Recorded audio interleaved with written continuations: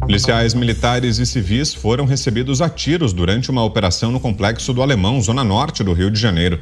Segundo o tenente-coronel Ivan Blas, porta-voz da PM, a operação se fez necessária por conta das ações criminosas que os marginais dessa localidade vêm desempenhando em diferentes pontos do estado.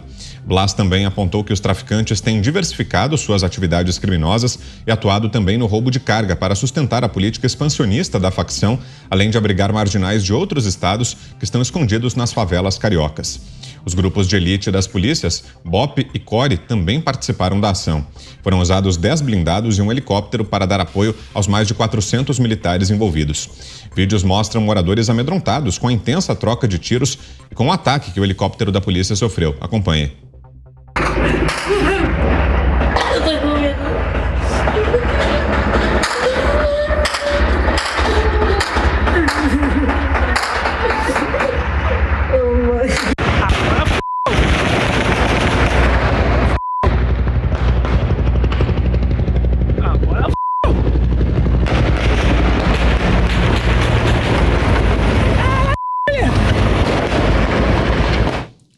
Ao menos 5 pessoas foram mortas até o momento, sendo um policial militar e uma mulher identificada como Letícia Marinho Salles. Um outro agente teria sido atingido por um disparo no pé, mas passa bem. Mas destaque, a gente abre o programa desta quinta-feira, mas com você, Roberto Mota. Cenas tristes que viraram realidade, rotina aí no Rio de Janeiro, né, Mota? Boa noite para você. Boa noite, Brown. Boa noite, Ana Paula, grande Fiuza, prezado Augusto Nunes. Abraço para o Zé Maria. Nossas orações para ele e boa noite para toda a nossa audiência. Essas são mais do que cenas tristes, Brown. Isso é um cenário de guerra. Essas cenas não aconteceram na Ucrânia. Elas são aqui do Rio de Janeiro. A gente precisa explicar o que a gente está vendo e contar o que está por trás. O que a gente está vendo são equipamentos de artilharia antiaérea com munição traçante, que é usada para calibrar a mira do atirador. O que salvou esse helicóptero hoje foi a habilidade dos pilotos, a blindagem e Deus. Não tem outra explicação. O que a gente está assistindo aqui é o esfacelamento da soberania nacional. É uma tropa inimiga muito bem armada, treinada e até uniformizada. Vários dos criminosos foram filmados usando uma roupa muito parecida com a roupa do BOP. Isso não é mais um problema de segurança pública.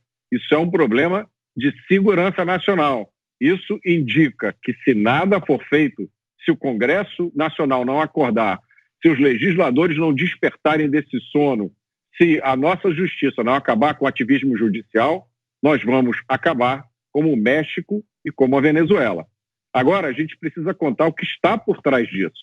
O que está por trás disso é a DPF 635, que suspendeu as operações policiais no Rio de Janeiro desde junho de 2020.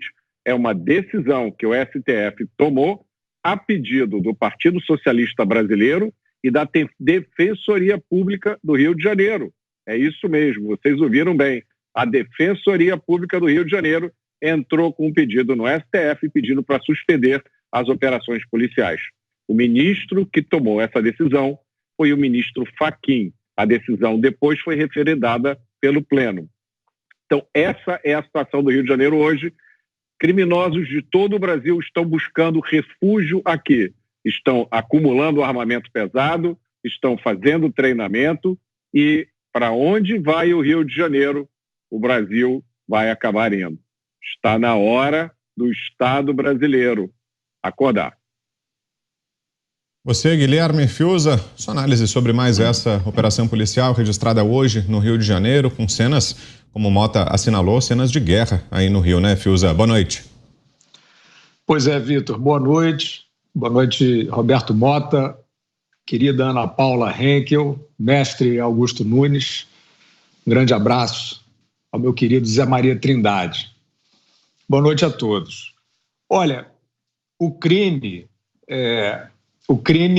organizado ou não tão organizado, ele se expande e, especificamente no caso do Rio de Janeiro, ele se expande com um determinado combustível que é o seguinte, a demagogia da burguesia, né? Existe uma burguesia que vive de fazer demagogia, fazendo vista grossa para a violência do crime. Então, a população das favelas, a população das áreas dominadas pelo tráfico, ela sofre com esse domínio. Porque esse não é um domínio sob o império das leis, são as leis deles. E, evidentemente, que a justiça, num ambiente como esse, você vai ter, se você tiver sorte, senão você vai ser justiçado. Então, a população é normal, é claro, existem interações, né, com pessoas que participam do tráfico, etc., mas, em termos de situação social, é uma população refém e muitas vezes refém pelo terror. Aí o que acontece? Quando o Estado tenta combater, dissuadir, etc., ir aos confrontos, invariavelmente, essa burguesia que eu me referi, demagoga, ela diz que isso é agressão à população favelada, à população da favela, aos pobres, né? E aí mistura, essa burguesia covarde, ela mistura coisas que são a cultura que existe nos morros, do samba, muito musical, né, principalmente, hoje em dia teatral também, etc., para dizer isso, que é como se fossem lugares que estivessem equilibrados e vem a polícia atrapalhar esse equilíbrio. Isso é uma demagogia, uma falsidade, e isso alimenta, essa demagogia alimenta ações como essas aí que o Mota já citou, do Supremo Tribunal Federal, que na maior cara dura dificultou as operações policiais em áreas do crime, e o crime se expande. Dessa maneira, evidentemente, o crime se expande, né? Sem a presença, sem a dissuasão, sem o confronto com a polícia.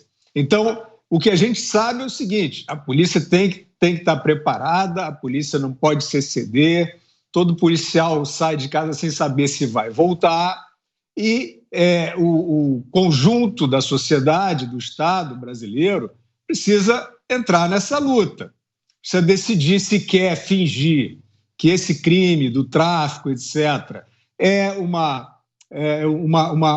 um dado da paisagem romântica do Rio de Janeiro, ou se são células de terror, de violência, que subjugam as populações e, como também já disse o Mota, que vão crescendo seus braços de influência para a política, né, e para outras instituições. Vamos ouvi-la também. Ana Paula Henkel. Boa tarde, Ana. Boa noite, Vitor. Boa noite, Mota. Mestre Augusto Nunes, querido Fiuza. Um beijo carinhoso ao Zé Maria Trindade. Boa noite à nossa audiência maravilhosa. E uma boa noite muito especial também ao senhor Rodrigo Pacheco, o presidente do Senado, que entra dia, entra semana, sai semana, ele vê essas atrocidades e ilegalidades cometidas pelo Supremo Tribunal Federal, ele vê ministros dando canetadas absolutamente ilegais, interferindo em políticas públicas que são prerrogativas do Executivo, do Legislativo, seja em relação à saúde, educação, segurança. E o senhor Rodrigo Pacheco é incapaz de frear isso. Ele é o nosso freio, a nossa ferramenta constitucional para evitar esse tipo de interferência de um judiciário completamente ativista e militante em setores que eles nunca receberam um voto sequer para dar a sua opinião sobre isso. Onde está o senhor Rodrigo Pacheco para dizer a esses ministros: não mexam em prerrogativas do Legislativo ou do Executivo?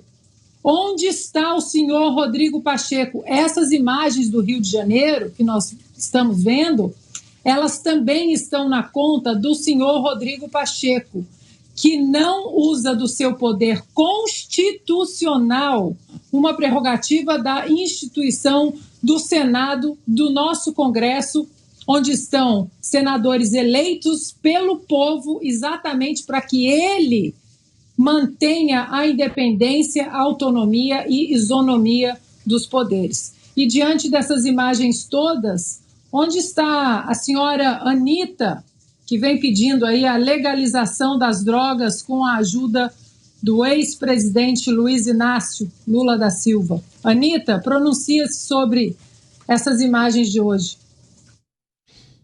E a opinião agora é de Augusto Nunes. Boa noite, Augusto. Boa noite, grande Vitor. Boa noite, meu amigo Roberto Mota, minha querida parceira Ana Paula, meu irmão Guilherme, o nosso sempre presente aqui, Zé Maria, boa noite.